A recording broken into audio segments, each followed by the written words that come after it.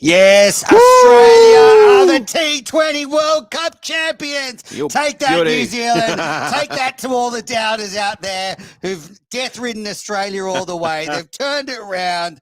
I'm Manners. I'm with Paul. For those listening, what a victory to the Aussies. Paul, how are you feeling? Oh, wonderful. It was it's the perfect kind of ending to the game. Was it probably for the neutrals? A bit boring towards the end, but I was just enjoying every ball.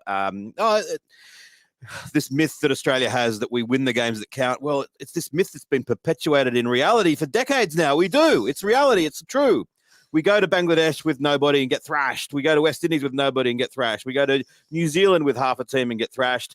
All those games, it doesn't matter. India has a record in between the last World Cup and this one. They've won every T20 played.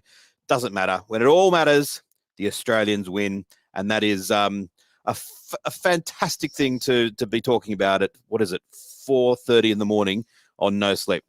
Australia are the world champions. This is one of the most famous victories for Australian cricket. It ranks right up there with the 1987 50-over World Cup, the 1999 50-over World Cup, the 2003 50-over World Cup, the 2007 50-over World Cup, the 2015 50-over World Cup, the multitude of World Cups won by the Australian women's team across 50-over and 20-over cricket as well.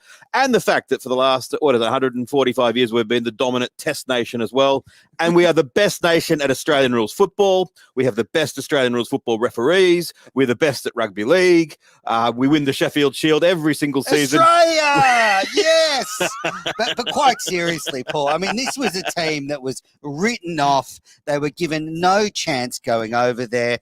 There's been some pundits that have said they shouldn't even bother going, as if you'd say that, but they've made a mockery of that with the unlikeliest of hero in the final, Mitchell Marsh, 77 not out of 50 deliveries in the chase. He was backed up by David Warner with an excellent 53 off 38. Take that, Sunrisers Hyderabad.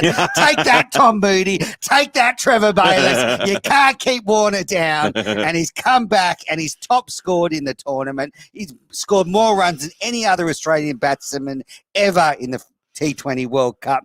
What a comeback. Glenn Maxwell, 28 not out at the end. Australia win by 8 wickets with 7 balls to spare, chasing 173. This will be a victory that goes down in the annals of Australian cricket. What a victory for Justin Langer, the coach that was written off. Everyone said he was too intense. He wasn't getting the best out of this team. Well, take that to all those doubters. Langer has come back and he's bringing back the trophy.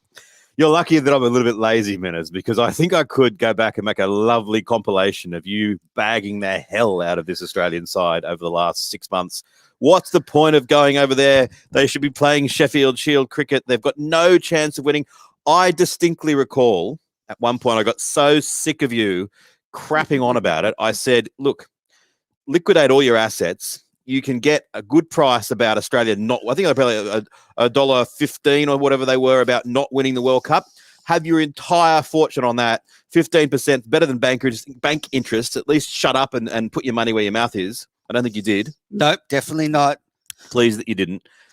So I've been made to eat my words, but look, I'm a passionate fan and I wear my heart on my sleeve. And so often Australia have disappointed in T20 World Cups. They so often go with the best players in the world but underperform. And look, after the England game, it looked like Australia were going to be outclassed, but it's been a triumph for this 11. They've picked the best cricketers in the country. They haven't picked specialists, but they've got the job done. And emotional scenes at the end there. Mitchell Marsh and Marcus Stoinis embracing in tears. You wouldn't have seen that in the 70s when Ian Chappell was skipper, but they were bawling their eyes out. It means a lot. You know, they've been written off. Mitchell Marsh has been derided by the Australian public. Well, he's a bloody hero this Monday morning. I said at some point during the lead up that it'd be great if Australia win just to have mocked the rest of the world with all this, T20 specialists. Who's our one T20? Kane Richardson didn't play a game in the whole tournament. Yeah. Instead, we've gone with our test pace attack. Yeah. It's a pity we didn't squeeze in Labuschagne as I wanted. That's and Nathan Lyon. They should have worn whites just to really emphasise their attitude. Yes, now the Schick here has made a very good point. Finch may not have scored many runs in the back half of the tournament, but boy, did he toss a good coin or call a good coin, because a vital toss today, sending the Kiwis in. And I have to say, I think the Kiwis were very disappointing in this final. They came out in that first 10 overs and just ambled to 57. It was always unders. The target was short. And, you know, you're only going to lose finals with that attitude. Well, if you go back to the very highly accomplished innings break show that we did that had 3 minutes of silence at the beginning of it because we forgot to turn the sound on, we did say that it was very strange that in an innings where Kane Williamson scored at a strike rate of 173, that Martin Guptill, what did he get, 18 off 23? 28 off 35. Strike rate of 80. I said 18 off 23 with great confidence. I didn't need to look at my notes. Haven't slept. I got a few hours sleep before the final. So, Pro. Actually, during the closing stages of that match, Paul was doing a portrait of Trent Bolt with a triangle for a head. No, parallelogram. A parallelogram. Anyway, I digress. Yeah, I think the Kiwis weren't aggressive enough. And you look at the heroes. Here's Justin Langer being interviewed now, the little Western Australian. Oh, I love it. What hasn't he delivered? We bring home the Ashes from England in 2019. We win the T20 World Cup. Langer has done it again. Yeah, stick that up your bum to all the people that have knocked him, because he is bringing home something that no other Australian coach has ever done. Aaron Finch, what a glorious moment for Australian cricket. So many heroes in this game.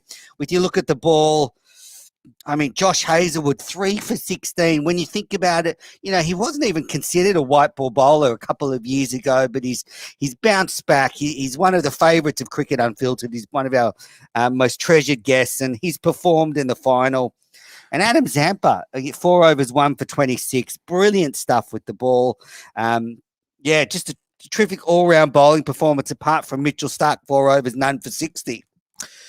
Yeah, and as I said in the innings break, he didn't bowl that badly. He was a little bit unlucky. He had that catch drop by Hazelwood that, off Williamson that, you know, geez, if that had gone down, it might have even been a more comprehensive victory by the Aussies. And then a couple of sliced shots over third man for 4. But yeah, it was it was in the balance for a little while, the first few overs, but gradually started to get that feeling of inevitability, and then it was a cruise towards the end. So remarkable. Who would have thought? Well, certainly not you, Menners, but well, I did pick the Australians for the final. I came on board right at the last minute, and look, I mean, you sort of look at the game. Australia chasing 82 after 10 overs. They just lost Finch. I think you could see it's sort of the halfway mark of the chase that Australia were doing well. Warner made an excellent half century. He dashed to 51 off 34. And then in the 11th over, after the break, I thought that if New Zealand would have come back into the game, they needed to start well, but they didn't. Australia took 15 runs off Jimmy Neesham's 11th over. So another losing final for Jimmy. Bad luck, mate. Looking forward to your tweet later about what you're going to take up instead of cricket. So he concedes 15, and from there it was just cruise control for Australia. Trent Bolt, 4 overs, 2 for 18, exceptional, but just not good enough. Tim Southey, 3.5 overs, none for 43. Ish Sodhi. Now, I said to you in the lead up to the game that I thought Sodhi wouldn't be as damaging as Shadab Khan was against the Aussies, and it proved true because he leaked 40 in 3 overs, and it was just a dominating performance by Australia. We are the T20 World Cup champions. We will be defending our crown on home soil next year. Can the Aussies go back-to-back? This is exceptional stuff. When you think about that, there were articles written that said not only will Australia not win this tournament, but if they don't perform well enough, they might be ranked so lowly that by the time of the next World Cup, they'll have to go through the qualifying, the pre-Super 12 phase in their own hosting tournament, which would have been a disaster. One thing about Sodhi that he did bowl a few wides and a few drag downs, and I think it probably does speak to the fact that, once again, the toss did play a significant, not an overwhelming role, but I think it was a massive toss to win. We've now had, I think, off the top of my head, 14 games were played in Dubai during the Super 12 phase of the tournament. 13 of those were won by the side bowling first. And the one exception was when Scotland ran New Zealand relatively close. New Zealand batted first and ended up beating Scotland by about 15, which, given how much stronger New Zealand are than Scotland, as I've said in previous podcasts, it almost confirms the bowling first is the way to go. So really, but I don't think that matters so much in this final because New Zealand were just very conservative in their first 10 overs. They knocked the ball around. I don't know what they were playing at. They must have known 57 in 10 overs is not enough. I agree with that, but I think both points can stand alongside each other. I mean, it was when I drove to the studio, and when I got here, I opened up my phone because I knew the toss had occurred while I was driving, and I was waiting for Cricinfo to load and waiting, and I was just like, I felt like I was about to see the result of the final. And when I saw that Australia won the toss and bowled, I thought, oh, that's pretty good. That's pretty good. So I think that the dew was a bit of a factor later on. So 14 games where the result, I think, confirmed that the bowling team bowling first was an advantage. It's not ideal, and that's something that the ICC need to look for future tournaments and future games in Dubai at night need to be something needs to be done to make that a little bit better. It'll certainly be a different flavour when they play the World Cup in Australia. Now, look, we've got a lot of comments here from the viewers, so if you're listening or watching, the best place to go is onto our Cricket Unfiltered YouTube page where we can see the comments. And there's some Jose. Do you guys think Finch's team selection was helped by toss wins? I don't want to be too critical after winning the World Cup. No, I think I like the balance of the team 7 and 4, but I know you had concerns going into the final. Well, I said that I would give strong consideration to dropping Stark, just because I thought that looking at the performances of the spinners during the tournament, they had been demonstrably across the board. It's fair to say Sweps and Orega wouldn't have done worse in the final than Stark. Yeah, but as I said, he didn't bowl terribly, and these things can happen. And so, look, I think that winning solves everything, and you can't. I'd be a pretty churlish individual to be critical of the Australians tonight after that win. Thank you, Scotty. Go, Manners. All right. Ray, what a tactical decision from Australia to bring in Marsh, him and Warner Mixwell, one attacking spin and one taking down pace. I have to say that Mitch Marsh, he went on that tour to Bangladesh in the West Indies. He was the standout performer batting at 3, and it was a masterstroke from Australia to stick with him because when all the other players were available, it would have been easy to maybe try and slot someone else in at 3 and push him down the order as more traditional for him, but they saw something in him and backed him. And he played beautifully tonight. I mean, there was several times the first ball of a new spell, they sent to bowl a hip-high ball on leg stump that he just belted into the stands. And, yeah, it was a powerful innings tonight. Fantastic to watch. So, and, of course, this has then led to all the speculation that he should now be in the Ashes side. I don't. No. Back up. Put the brakes on. I've been his biggest critic at Test level because his record is not good.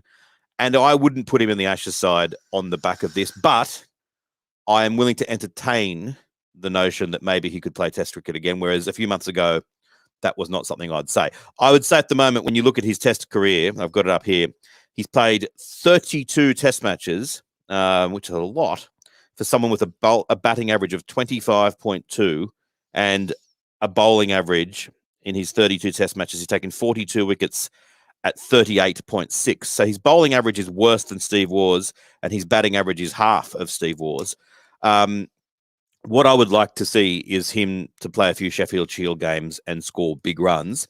If he can do that, then I'd be happy for him to be in the Test side. But I think to bring him in and put him into the first Test on the basis of this, someone like Glenn Maxwell could say, well, I've been playing magnificently in white ball cricket over the years. You haven't really done that for me. I just think it would be... It would be a flawed strategy. And he even pulled out of a Sheffield Shield match in the lead up to this tournament to prepare. So all he's been doing is hitting sixes in the net. So his red ball game is not where it should be for an Ashes series. If he was to be picked, though, I would want him to play the way he's been playing, like very aggressively and go out and go hard. Jose's backing up Paul's idea of playing Agar instead of Stark. Easy in hindsight.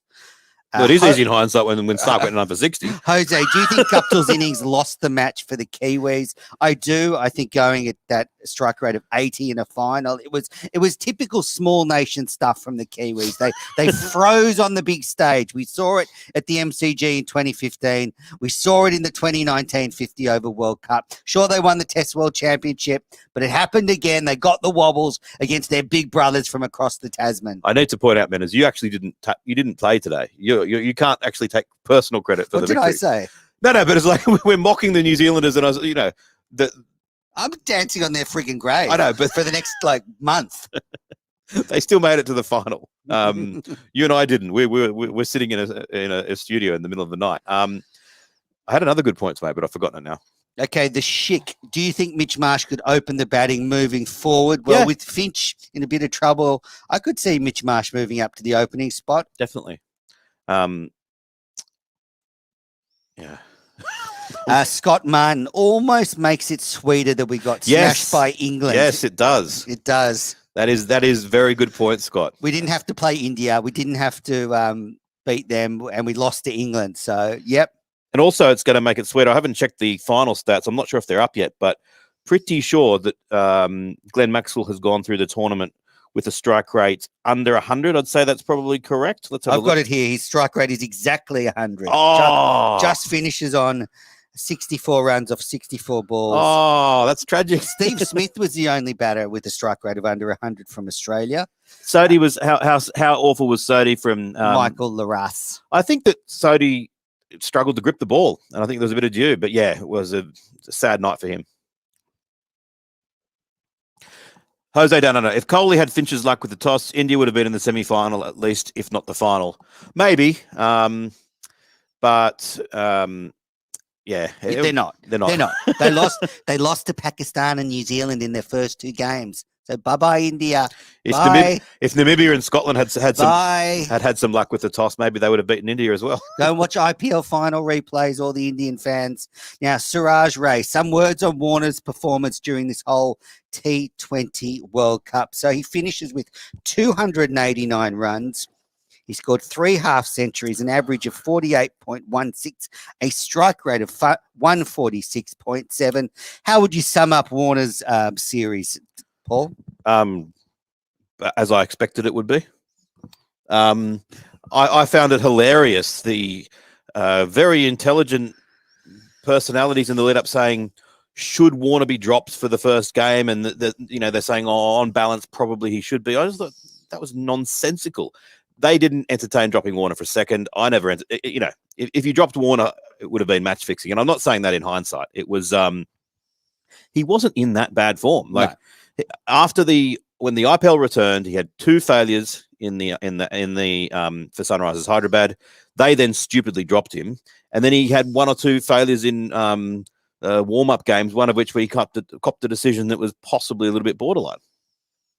Yeah, I agree. And look, Warner's bounced back. He had a really bad injury last summer that seemed to take him out of action, but he's back to his best now. Menners keeps sticking the boot into the Indians. That's from Michael. How funny was it when they had the highlight? They suddenly said, "Here's a World Cup, magic moment." I'm saying, "Don't put it in the final." And you said, "I bet it's India," and it was India winning the 2007 World T20, beating Pakistan. I was like desperate, trying to keep that billion. We've paid all this money to get the rights to this tournament, and now. This is a damn squib of a game. Please, Indians, don't desert us, they were saying. Yes, Jose, how is the Sunrisers team management feeling right now? Egg on their face. To be fair to them, when you factor in the first half of the tournament as well, they could probably say Warner got, 16 runs off 8 innings, So for those waking up in Australia and tuning in, it's a glorious morning here in Sydney. Australia are T20 World Cup champions. New Zealand batted first. They were sent in. They made a conservative 172 for 4, led by the nicest guy in world cricket, Kane Williamson, 85 off 48. And then in reply, Australia got there in the 19th over with 7 balls to spare. David Warner, 53 off 38. Mitchell Marsh, 77 not out off 50 deliveries with 4 sixes. Glenn Maxwell, 28 off 18. And Australia stormed to victory, the very first T20 World Cup that this great nation adds to our 550 over World Cups. And how many is it? 7 combined? I always forget. The women have won so many that I actually forget how many there are. They've won a lot. They won a lot, yeah. So, yes, we dominate.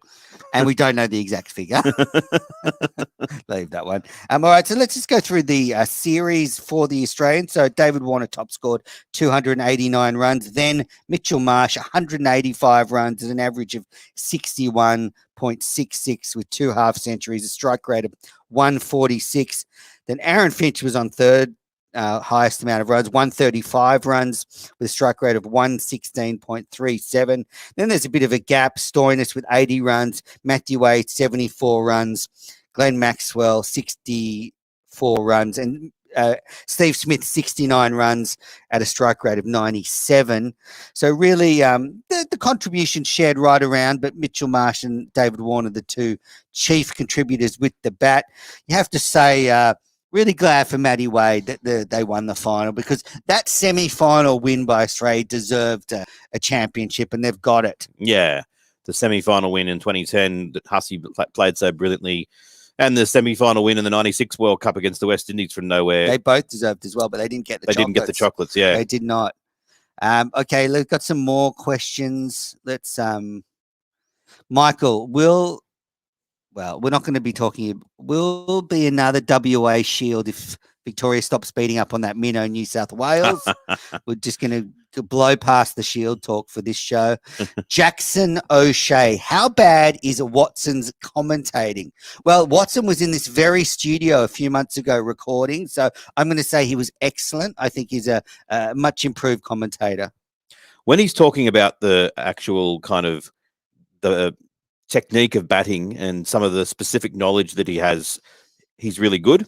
I think like a lot of modern day commentators, he's under pressure to keep on talking. And the Richie Beno would get fired these days from a T20 comp, because the whole thing of only speak when you've got something to add to the picture. You'd have a producer in your ear after 2 seconds saying, "Why aren't you talking? Why aren't you talking?" Keep it up, keep it up, keep it up.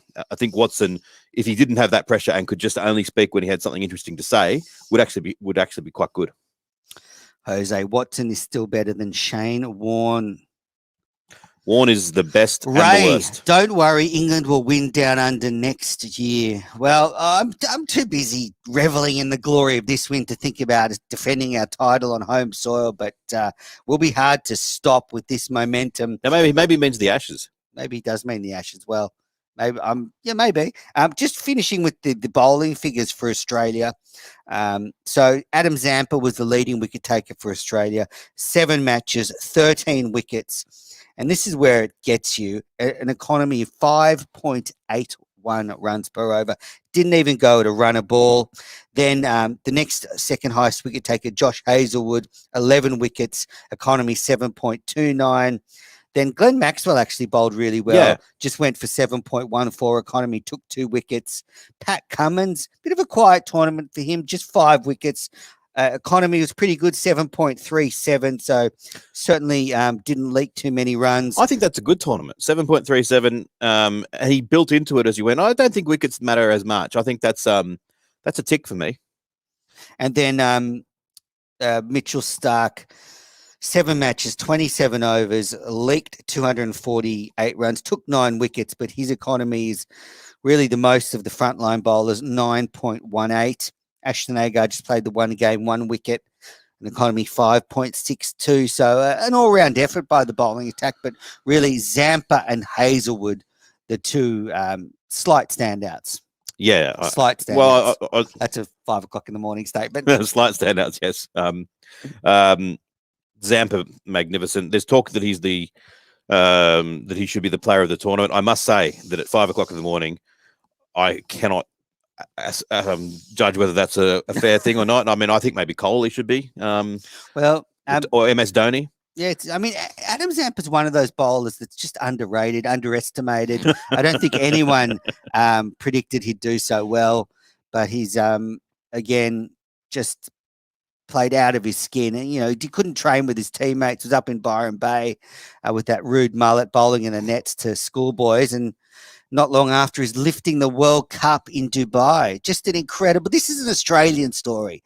This is an Australian story of, diggers that are written off, up against it, in the trenches, and they've battled their way through to a famous win. God, man, there's enough of the wartime analogies. You've got a lot more ability at 5 a.m. to come up with garbage than I do. But that very poetic, very poetic. Well, I think, is there anything else you want to say before we wrap up this reaction? It's been a triumph for Australia. Now, anything's possible. Justin Langer, he could get another 5 years as coach. Aaron Finch, just wheel him out to do the toss, and then he doesn't have to bat.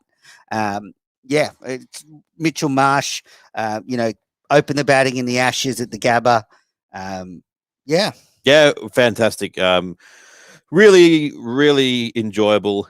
I've said it before on the show. T20 cricket, when it doesn't really matter, I enjoy it, but when it suddenly matters, and in a World Cup, I think you find your inner child again, and I find myself cheering on the Aussies like I was 12, and I just thoroughly enjoyed it. It's a win is fantastic. You can say that it was great tosses to win and all the others, but at the end of the day, it doesn't matter. We've finally got a men's T20 World Cup, and let's see if we can get another one in about a year's time. Absolutely. And, a lot of people think T20s hit and giggle. Well, if you just watch the scenes of when Australia hit the winning runs, the emotional outpouring from the Australian team, this means as much as any other tournament win. There's no doubt about it. Mitchell Marsh in tears, Marcus Stoinis and he embracing on the ground in Dubai. It'll be scenes that live on forever in the history of Australian cricket. Thanks for everybody that's tuned in to our post-match reaction. We will be recording another podcast later this week to just continue to soak up what's been a momentous weekend for Australian cricket.